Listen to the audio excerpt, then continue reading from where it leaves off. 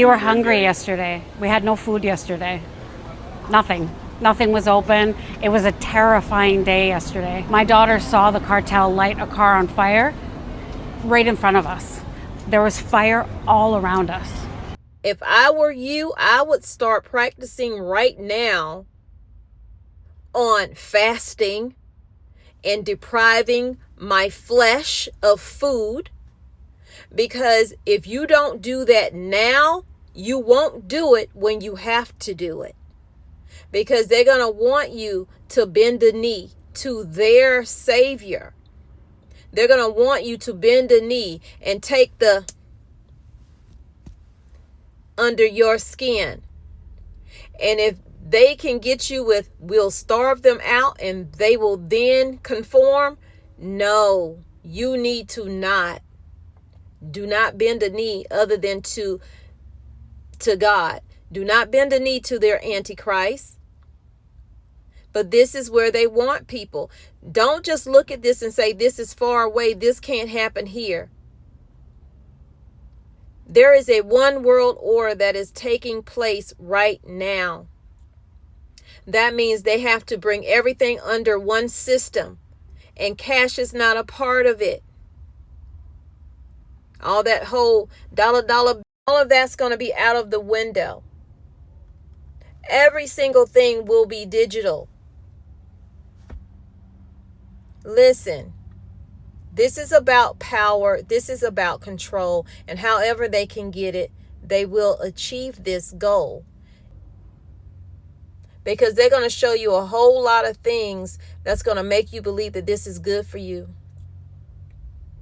I just thought I'd say that. Let's get into the video. We know everything happens for a reason. Things are set into play to make us all fall in line. Fear will make people look for a savior. And that's what you're going to see across these different countries. Mexico, United States, Iran, Russia, China. You're going to see the fear instilled in people, or things that, a series of things that will happen to instill fear in people. And then out of nowhere, a savior on a white horse will come and save everybody from the chaos of the world. Pay attention. Things happen for a reason. Things happen for a reason. There are no coincidences. There is only God. The U.S. and Mexico got together and they said, we're going to cause chaos.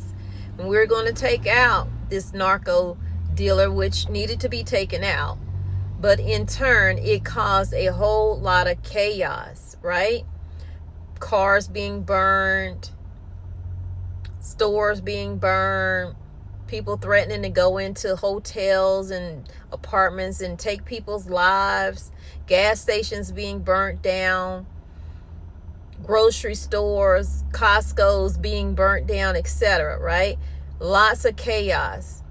Roads being blocked off, people can't get out, airports being shut down. Basically, people can't really get a flight out or even get to the airport because of the roads being blocked off. But this ain't even over, because when you take one out, right, you take the leader out, somebody's going to replace that leader, because $20 billion is a lot of money. Good or bad money. It's a step up, a successor.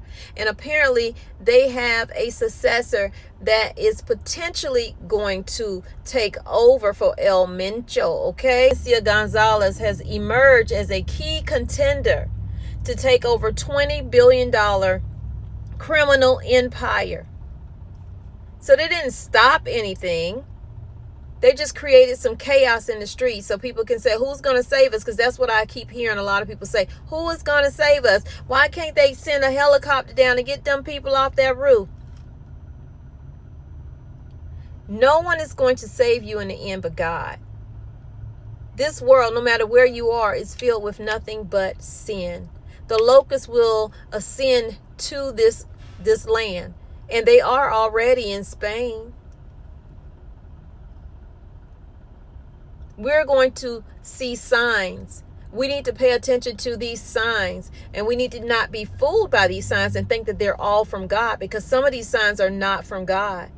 Some of these signs are going to be created by the enemy to confuse you, to fool you into believing that they are here to save you. Don't say I didn't tell you.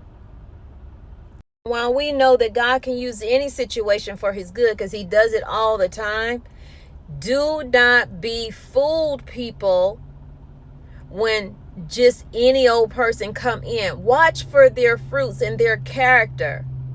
Okay? Watch for what they do, not just for what they say, because all of them spew lies to get you to believe what they want you to believe. It's the trick of the hand.